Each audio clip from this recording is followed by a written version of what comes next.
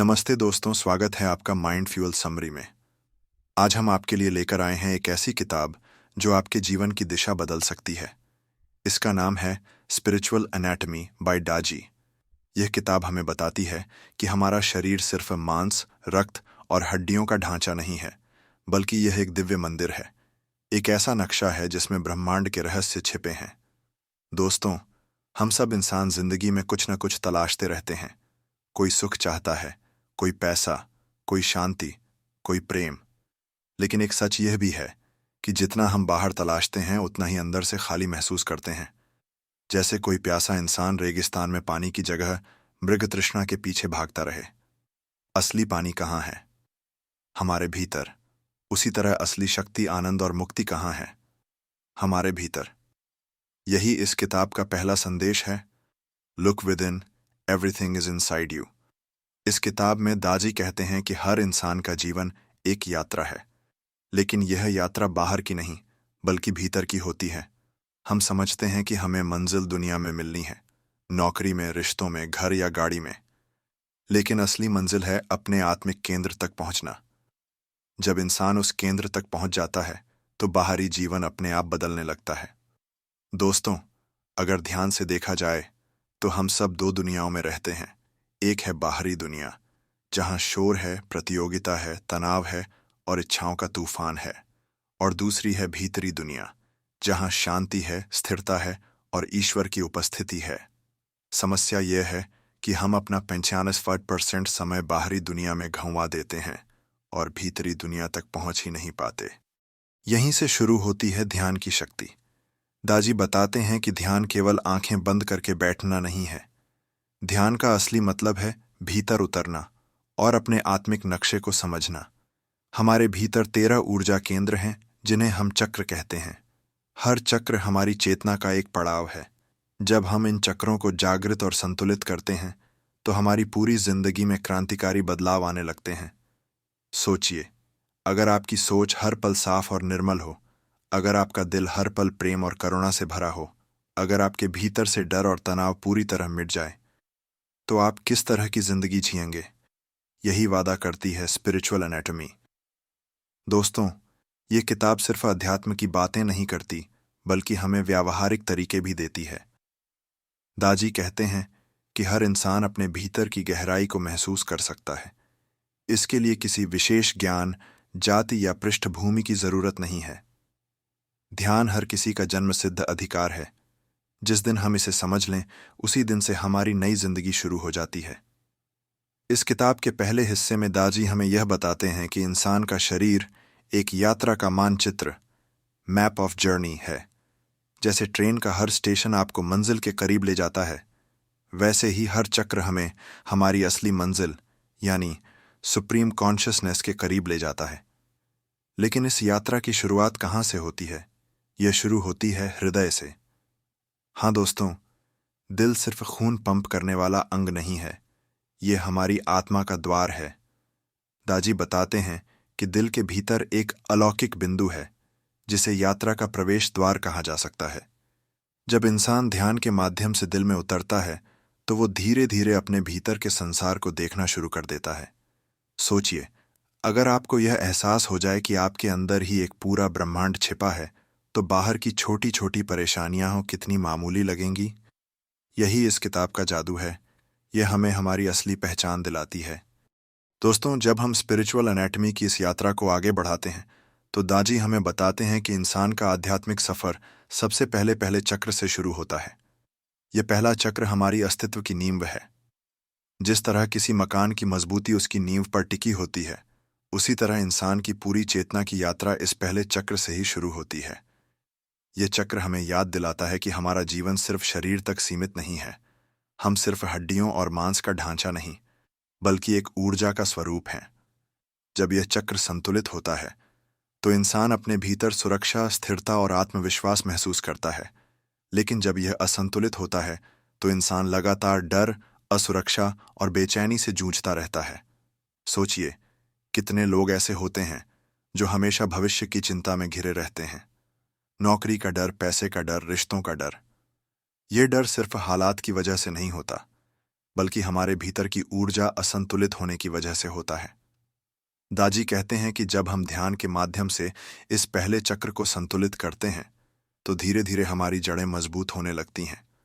हमें यह एहसास होने लगता है कि हम अकेले नहीं हैं, बल्कि एक बड़े ब्रह्मांड से जुड़े हुए हैं। पहला चक्र हमें जिंदगी का सबसे बड़ा सबक देता है, ट्रस्ट इन लाइफ, यानी जीवन पर भरोसा। अगर हमारे भीतर यह भरोसा आ जाए कि चाहे परिस्थिति कैसी भी हो, ईश्वर और ब्रह्मांड हमें संभाल रहे हैं, तो हमारे भीतर का डर तुरंत गायब हो जाता है। यही भरोसा इंसान को स्थिर बनाता है, और यही उसके आध्यात्मिक सफर की शुरुआत है।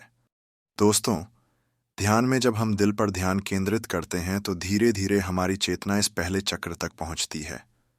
शुरू में हमें बेचैनी महसूस होती है, क्योंकि मन भागता है। लेकिन दाजी बताते हैं कि इस बेचैनी से डरना नहीं चाहिए। यह उस प्रक्रिया का हिस्सा है जिसके जरिए हमारी भीतरी अशुद्धियां सतह पर आती हैं। जब यह अशुद्धियां निकल जाती हैं, तो भीतर हल्कापन और शांति महसूस होने लगती है। यहाँ एक और गहरा सच है, हमारा पहला चक्र सिर्फ हमारे व्यक्तिगत जीवन से जुड़ा नहीं है, बल्कि यह हमारे पूर्वजों, हमारी जड़ों और हमारी सामूहिक चेतना से भी जुड़ा है। जब हम इस चक्र को संतुलित करते हैं, तो हम न सिर्फ खुद को, बल्कि आने वाली पीढ़ियों को भी स्थिरता और संतुलन का उपहार देते हैं। यही कारण है कि ध्यान केवल व्यक्तिगत साधना नहीं, बल्कि एक कॉस्मिक जिम्मेदारी भी है। दाजी इस किताब में कहते हैं कि असली आज़ादी तब मिलती है जब इंसान डर से मुक्त हो जाता है। डर इंसान को छोटा बना देता है, लेकिन जब पहला चक्र जागृत होता है, तो इंसान महसूस करता है कि वो असीम है।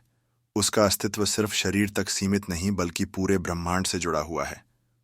दोस्तों, अगर आप अपने जीवन में असुरक्षा, तनाव या बेचैनी महसूस कर रहे हैं, तो इसका मतलब है कि आपको इस पहले चक्र पर ध्यान देना होगा। ध्यान के माध्यम से जब हम दिल से जुड़ते हैं, तो हमारी जड़ें मजबूत होने लगती हैं, और धीरे धीरे हम अपने भीतर की शक्ति को पहचानने लगते हैं। यही इस पहले चक्र की असली यात्रा है, भय से विश्वास की ओर। पहले चक्र ने हमें स्थिरता और सुरक्षा का अनुभव कराया। उसने हमें सिखाया कि जिंदगी की नींव भरोसे पर टिकी है। अब हमारी आध्यात्मिक यात्रा हमें आगे ले जाती है दूसरे चक्र की ओर। इसे दाजी भावनाओं और आनंद का केंद्र कहते हैं। अगर पहला चक्र जड़ है, तो दूसरा चक्र पानी की तरह है। जैसे पानी हर चीज को बहा ले जाता है, वैसे ही यह चक्र हमारी भावनाओं का प्रवाह है। यही हमें रचनात्मक बनाता है, यही हमें प्रेम करने की क्षमता देता है, यही हमें जीवन का आनंद लेने का अधिकार देता है। लेकिन यही भावनाएं जब असंतुलित हो जाती हैं, तो इंसान या तो वासना में गिर जाता है, या फिर भावनात्मक अस्थिरता का शिकार हो जाता है। सोचिए, कितने लोग ऐसे हैं जो छोटी सी बात पर गुस्सा कर बैठते हैं, या रिश्तों में बार बार टूट जाते हैं। कोई भी इंसान जो अपने भावनाओं पर काबू नहीं रख पाता, वह हमेशा परेशान रहता है।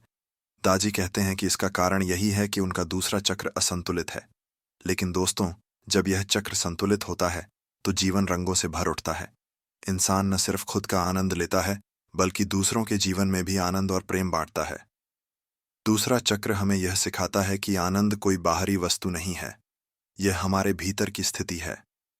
आप बिना किसी कारण हंस सकते हैं, बिना किसी कारण प्रेम बांट सकते हैं, और बिना किसी कारण आनंदित रह सकते हैं। यही असली जीवन है। यह चक्र हमारी रचनात्मकता से भी जुड़ा है। सोचिए, संगीत, कला, नृत्य या कविता, यह सब कहाँ से आते हैं? बाहर से नहीं, बल्कि हमारे भीतर से। जब दूसरा चक्र सक्रिय होता है, तो इंसान की रचनात्मक ऊर्जा खुल जाती है। वह न सिर्फ दूसरों को प्रेरित करता है, बल्कि खुद को भी एक उच्च अवस्था में ले जाता है। यही वजह है कि महान कलाकार, कवि और संत हमेशा भीतर के आनंद से जुड़े रहते हैं। दूसरे चक्र का एक और रहस्य है, यह रिश्तों का केंद्र है।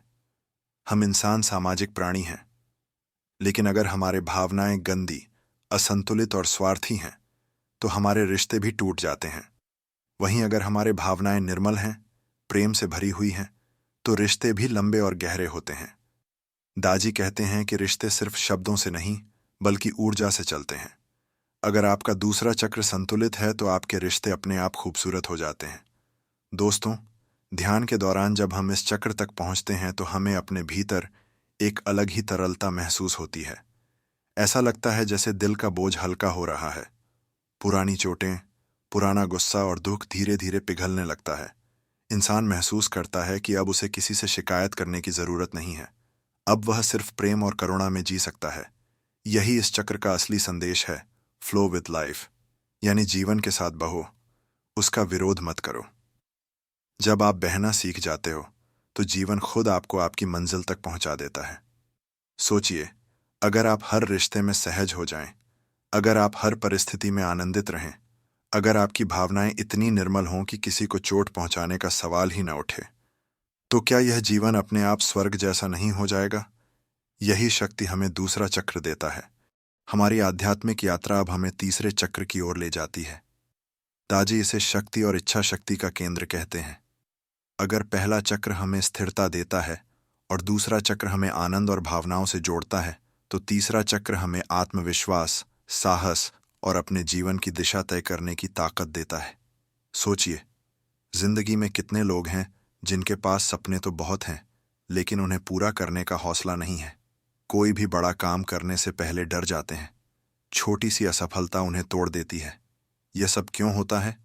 इसका कारण है कि उनका तीसरा चक्र कमजोर होता है। जब यह चक्र असंतुलित होता है तो इंसान या तो आलसी और डरपोक बन जाता है, या फिर घमंडी और क्रोध से भरा हुआ। दोनों ही स्थितियां इंसान को उसकी मंजिल से दूर कर देती हैं। लेकिन दोस्तों, जब तीसरा चक्र संतुलित होता है, तब इंसान अपने भीतर से यह आवाज सुनता है, मैं कर सकता हूं, मैं सक्षम हूं। यह आवाज किसी बाहरी व्यक्ति से नहीं आती, बल्कि हमारी आत्मा से आती है। यही वह ऊर्जा है जो इंसान को बड़े से बड़े कार्य के लिए प्रेरित करती है। तीसरा चक्र हमें सिखाता है कि आत्मविश्वास बाहरी परिस्थितियों से नहीं आता, बल्कि भीतर की शक्ति से आता है। अगर आप सोचते हैं कि पैसा, नौकरी या दूसरों की प्रशंसा आपको आत्मविश्वास देगा, तो यह अस्थायी है। लेकिन अगर आपका तीसरा चक्र जागृत है, तो आप बिना किसी बाहरी सहारे के भी मजबूत खड़े रह सकते हैं। दाजी कहते हैं कि यह चक्र हमारी इच्छा शक्ति का भी केंद्र है। आप कितनी जल्दी हार मान लेते हैं, आप कितनी मजबूती से अपने लक्ष्यों पर टिके रहते हैं, यह सब इस चक्र पर निर्भर करता है।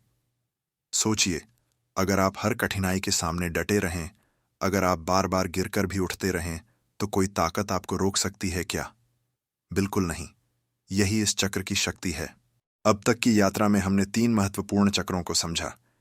पहला हमें स्थिरता देता है, दूसरा आनंद और भावनाएं, और तीसरा आत्मविश्वास व इच्छा शक्ति। लेकिन अब हमारी आध्यात्मिक यात्रा हमें ले आती है चौथे चक्र पर, जिसे हम हृदय चक्र कहते हैं। यह चक्र हमारी आत्मा का सबसे कोमल और सबसे दिव्य केंद्र है।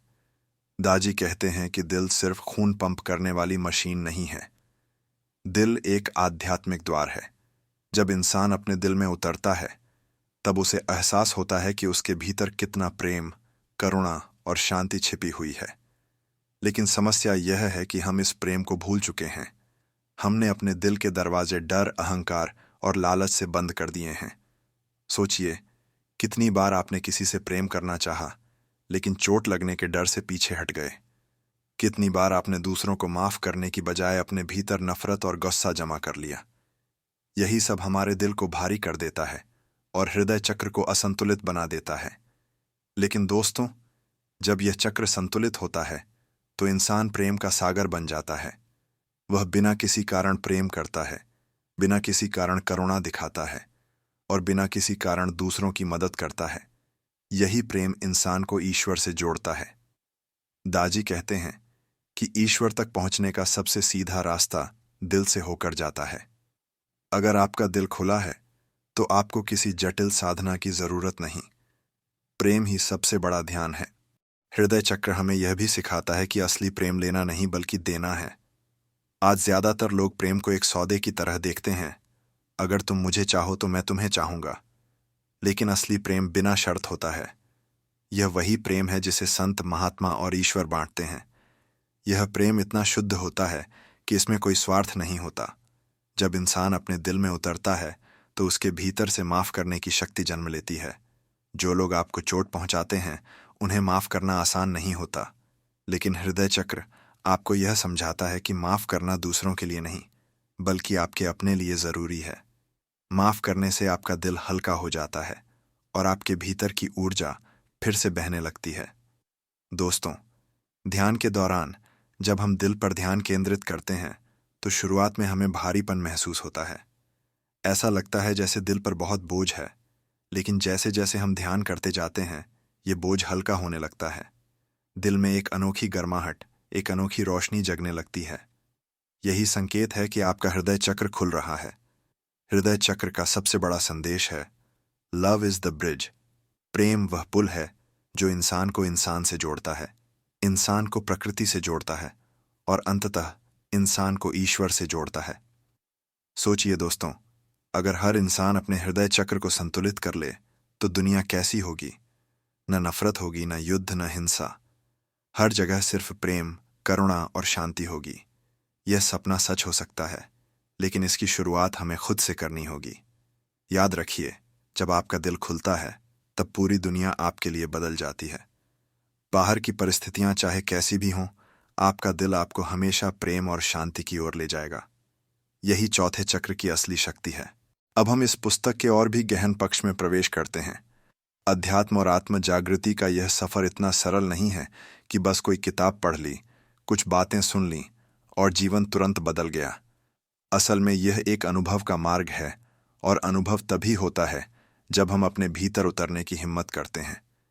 अधिकांश लोग जीवन भर बाहर की दुनिया में ही उलझे रहते हैं, नौकरी, पैसा, रिश्ते, मान सम्मान और असुरक्षा की जाल में। लेकिन भीतर का द्वार खोलने की फुर्सत और साहस कम ही लोग जुटा पाते हैं। यही कारण है कि जागरण और मुक्ति का रास्ता सबके सामने होते हुए भी चुनिंदा लोग ही उसे पकड़ पाते हैं। पुस्तक हमें यह सिखाती है कि आध्यात्मिकता का पहला कदम है स्वयं को स्वीकारना। बहुत से लोग अपने ही अंदर के अंधेरे से डरते हैं। वे अपनी कमजोरियों को छुपाने की कोशिश करते हैं, अपनी गलतियों को दबा देते हैं और अपने अंदर के शोर को सुनने से बचते हैं। लेकिन जब तक आप अपनी आत्मा की गहराइयों में नहीं उतरेंगे, तब तक सच्चा प्रकाश कैसे पाएंगे। जिस तरह अंधेरे कमरे में रोशनी लाने के लिए हमें सबसे पहले उस कमरे का दरवाजा खोलना पड़ता है, उसी तरह आत्मज्ञान पाने के लिए हमें अपने भीतर के अंधेरों को स्वीकारना जरूरी है। आत्म जागृति की यह यात्रा आपको बार बार तोड़ेगी और फिर नया बनाएगी। आप पाएंगे कि बहुत सी धारणाएं जिन पर आप वर्षों से टिके थे, वे सिर्फ भ्रम थीं। आपका अहंकार धीरे धीरे पिघलने लगेगा, और यही वह क्षण है जब भीतर की शांति आपको छूने लगेगी। क्योंकि जागरण का अर्थ है सच्चाई को वैसे ही देखना जैसी वह है, न कम न ज्यादा। यहाँ लेखक एक और गहरी बात कहते हैं कि आध्यात्मिक विकास के लिए सिर्फ साधना या प्रार्थना पर्याप्त नहीं है। उसके लिए जरूरी है कि आप जीवन के हर क्षण को सजग होकर जिएं। जब आप खाते हैं तो सिर्फ भोजन पर ध्यान दें। जब आप चलते हैं तो हर कदम को महसूस करें। जब आप किसी से बात करें तो पूरे दिल से उपस्थित रहें। यही सजगता धीरे धीरे आपको उस उच्च चेतना की ओर ले जाएगी जहां से मुक्ति का मार्ग शुरू होता है। दोस्तों, इस भाग का सबसे गहरा संदेश यही है कि आत्म जागृति का मार्ग बाहर कहीं नहीं, यहीं आपके भीतर छुपा है। आपको किसी गुरु, किसी पुस्तक या किसी मंत्र की जरूरत है तो बस मार्गदर्शन के लिए। लेकिन वास्तविक जागरण तब होगा जब आप स्वयं अपने अनुभवों में उतरेंगे और अपने भीतर की आवाज को पहचानेंगे। यही आवाज आपको बार बार पुकार रही है, बस आपको सुनने की आदत डालनी होगी। जब आत्मा जागृत होती है तो वह केवल आपके व्यक्तिगत जीवन को नहीं बदलती, बल्कि आपके चारों ओर की दुनिया की दिशा भी बदल देती है। यह एक ऐसी लौ है जो पहले भीतर जलती है और फिर बाहर रोशनी फैलाती है। अक्सर लोग सोचते हैं कि अध्यात्म केवल ध्यान या मंत्र जाप तक सीमित है, लेकिन असली आध्यात्मिकता आपके हर कर्म, हर शब्द और हर विचार में दिखाई देती है। जब आपके विचार पवित्र और पारदर्शी होते हैं तो आपका व्यक्तित्व भी अपने आप बदल जाता है। लोग आपकी बातों से, आपके व्यवहार से, आपके मौन से भी ऊर्जा लेना शुरू कर देते हैं। यही कारण है कि जब भी कोई आत्मज्ञानी व्यक्ति समाज में आता है तो उसका प्रभाव शताब्दियों तक रहता है। एक सच्चे जागृत व्यक्ति की पहचान यही होती है कि उसके भीतर से कोई दिखावा नहीं होता, कोई स्वार्थ नहीं होता। उसका जीवन सेवा, करुणा और सत्य की शक्ति से भरा होता है। जैसे सूर्य किसी से कुछ नहीं मांगता लेकिन सबको प्रकाश देता है, वैसे ही आत्मा जागृत होने पर व्यक्ति भी बिना किसी अपेक्षा के सबको प्रेम और प्रेरणा देने लगता है। ये परिवर्तन अचानक नहीं आता बल्कि धीरे धीरे साधना, आत्मनिरीक्षण और धैर्य के साथ विकसित होता है। आध्यात्मिक जागरण का एक बड़ा संकेत ये है कि आप जीवन की परिस्थितियों में हिलना डुलना छोड़ देते हैं। पहले छोटी छोटी बातें आपको विचलित कर देती थीं, लेकिन अब आप समझते हैं कि हर स्थिति अस्थायी है। दुख आता है, चला जाता है। सुख आता है, चला जाता है। लेकिन भीतर की शांति स्थायी रहती है। यही शांति आपको मजबूती देती है और यही आपके जीवन की असली पूंजी है। अगर आप ध्यान देंगे तो पाएंगे कि जब भी आप भीतर से शांत और जागृत रहते हैं तो आपके आसपास का वातावरण भी सकारात्मक हो जाता है। लोग आपके पास आकर सहज महसूस करते हैं। आपके शब्दों से उन्हें सांत्वना मिलती है। आपके मौन से उन्हें शक्ति मिलती है। यह वही ऊर्जा है जिसे हम आत्मिक आभा कहते हैं। यह आभा किसी किताब से नहीं सीखी जाती, यह तो आत्मा के शुद्ध होने से ही आती है। याद रखिए दोस्तों, आध्यात्मिक जागरण का मतलब जीवन से भागना नहीं है, बल्कि जीवन को उसकी असली गहराई के साथ जीना है। यह यात्रा हमें दुनिया से दूर नहीं ले जाती, बल्कि हमें दुनिया में रहते हुए भी दिव्यता का अनुभव कराती है।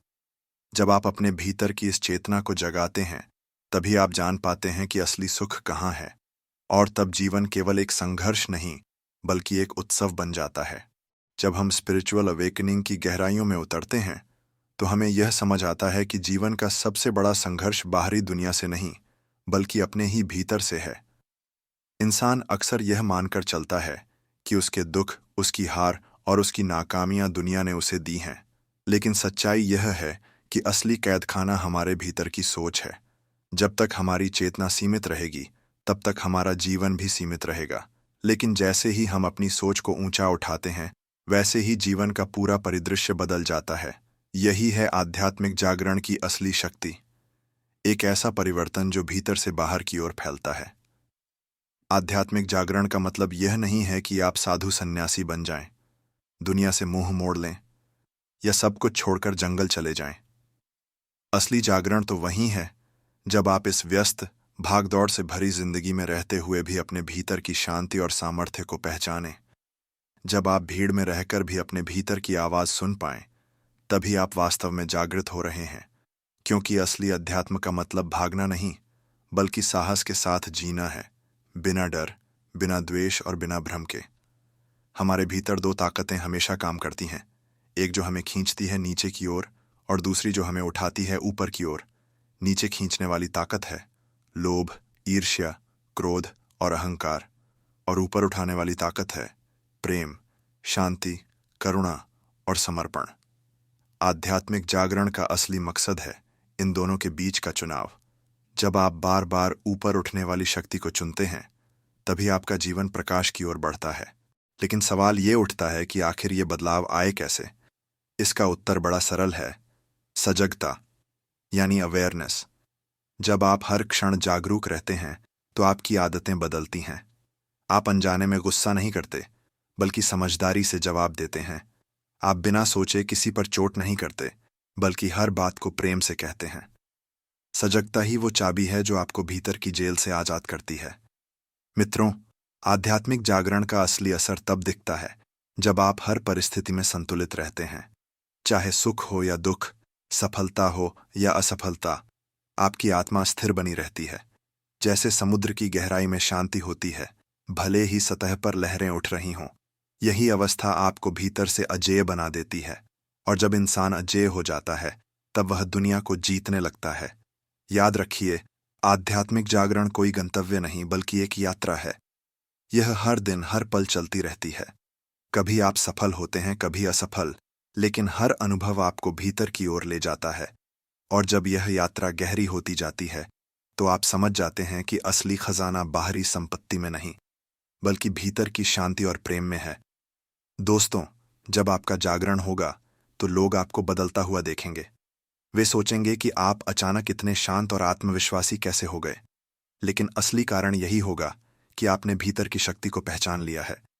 यही वह बिंदु है जहां से आपका असली जीवन शुरू होता है। आत्मा की यात्रा में जब साधक धीरे धीरे भीतर की गहराइयों में प्रवेश करने लगता है, तो वह अनुभव करता है कि बाहर की दुनिया केवल प्रतिबिंब है। वास्तविक शक्ति उस मौन में है जो भीतर बसी है। जब मन शांत होता है और विचारों का शोर थम जाता है, तब भीतर से एक अजीब सी ऊर्जा प्रवाहित होती है जिसे शब्दों में बांधना असंभव है। यह ऊर्जा ही दिव्यता है। यह ऊर्जा ही हमारी असली पहचान है। जो साधक इस मौन को पहचान लेता है उसका जीवन बदल जाता है। जब हम भीतर जाते हैं तो अहंकार की परतें एक एक करके गिरने लगती हैं। जो मैं खुद को शरीर, नाम और पहचान से जोड़ता है वह धीरे धीरे विलीन होने लगता है, और तब अनुभव होता है कि हम केवल यह सीमित मैं नहीं हैं, बल्कि एक असीम चेतना है जो हर जगह फैली हुई है। यह समझ केवल पढ़ने या सुनने से नहीं आती, बल्कि अनुभव से आती है। और यह अनुभव तभी संभव है जब हम नियमित रूप से ध्यान करें, आत्म जागरूक बने और अपनी ऊर्जा को व्यर्थ न गंवाएं। कहा गया है कि इंसान की ऊर्जा ही उसकी सबसे बड़ी संपत्ति है। लोग बिना सोचे समझे बातचीत, गुस्से, शिकायत और चिंता में अपनी ऊर्जा खो देते हैं।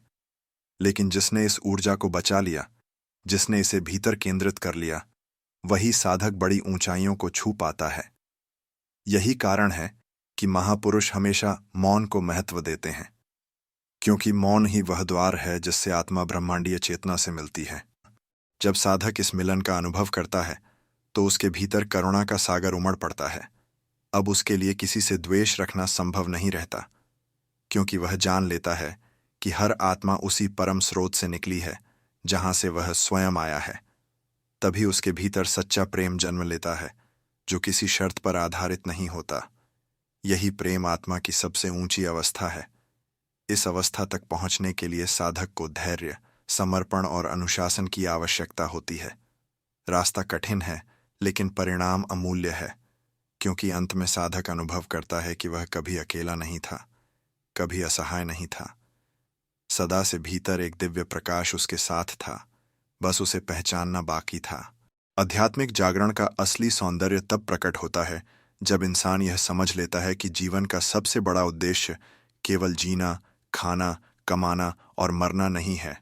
असली उद्देश्य है अपने भीतर छिपे सत्य को पहचानना। जब इंसान भीतर उतरता है तो उसे अनुभव होता है कि उसके भीतर का अस्तित्व सिर्फ शरीर तक सीमित नहीं है। शरीर तो एक पात्र है, पर उसमें समाया हुआ आत्मा ही जीवन की असली धड़कन है। यही आत्मा परमात्मा से जुड़ाव का माध्यम है। जो लोग इस रहस्य को जान लेते हैं वे कभी अकेले नहीं रहते। उन्हें हर जगह, हर परिस्थिति में ईश्वर का साथ महसूस होता है। जब हम जागरण की ओर बढ़ते हैं तो सबसे पहली चीज जो बदलती है वह है हमारी दृष्टि। हम उन्हीं चीजों को अलग नजर से देखने लगते हैं जिन्हें पहले साधारण मानकर अनदेखा कर देते थे। उदाहरण के लिए, सूरज की रोशनी जो हर रोज उगती है वह अचानक हमारे लिए ईश्वर का उपहार लगने लगती है। एक पेड़, एक पत्ता, हवा की हल्की सी सरसराहट, सब कुछ ईश्वर की उपस्थिति का प्रमाण बनने लगता है। यही है जागरण का आरंभिक चरण, जहां इंसान बाहरी दुनिया को देखकर भीतर ईश्वर की झलक पाता है। इसके बाद आता है अहंकार का टूटना। जब तक मैं मजबूत है तब तक जागरण अधूरा है। लेकिन जैसे जैसे इंसान भीतर झांकता है उसे एहसास होता है कि उसकी उपलब्धियां, उसका अहंकार, उसकी जीत और हार सब अस्थायी हैं। जो सच्चा है वह है आत्मा, जो जन्म और मृत्यु से परे है। यह अनुभव इंसान के अहंकार को मिटा देता है और वह विनम्र हो जाता है। यही कारण है कि सच्चे ज्ञानी हमेशा नम्र रहते हैं, क्योंकि वे जानते हैं कि असली शक्ति उनके मैं में नहीं, बल्कि ईश्वर के प्रवाह में है। जागरण का सबसे महत्वपूर्ण पहलू है निर्भयता। डर तब तक रहता है जब तक इंसान खुद को केवल शरीर और मन मानता है। मौत का डर, असफलता का डर, खो जाने का डर, सब इसी वजह से हैं। लेकिन जब इंसान यह समझ लेता है कि वह आत्मा है जो कभी नष्ट नहीं हो सकती, तब उसका हर डर समाप्त हो जाता है। यही कारण है कि महापुरुष कठिन से कठिन परिस्थितियों में भी अडिग रहते हैं। उनकी निर्भयता किसी बाहरी शक्ति से नहीं आती, बल्कि उनकी आत्मा से आती है। और दोस्तों, जागरण हमें प्रेम की सच्ची परिभाषा सिखाता है। सामान्य इंसान का प्रेम शर्तों पर टिका होता है। अगर सामने वाला हमें पसंद है तो हम उसे प्रेम करते हैं, अगर नहीं तो उससे दूर हो जाते हैं। लेकिन जागृत इंसान का प्रेम निरपेक्ष होता है। वह सब में ईश्वर को देखता है, इसलिए उसका प्रेम सीमाओं से परे होता है। यही प्रेम समाज को बदल सकता है। यही प्रेम रिश्तों में खरा उतर सकता है। आध्यात्मिक जागरण की यात्रा आसान नहीं है। इसमें पीड़ा भी आती है, क्योंकि जब भीतर का सत्य सामने आता है तो पुरानी मान्यताएं, झूठ और भ्रांतियां टूटने लगती हैं। यह टूटना दर्द देता है, लेकिन यही टूटन नया निर्माण करती है।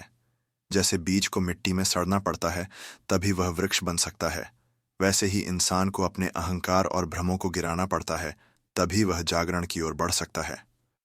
दोस्तों, असली सवाल यह नहीं है कि जागरण कब होगा, बल्कि यह है कि हम इसके लिए तैयार हैं या नहीं। ईश्वर का प्रकाश हमेशा उपलब्ध है, पर क्या हमारी खिड़कियां खुली हैं?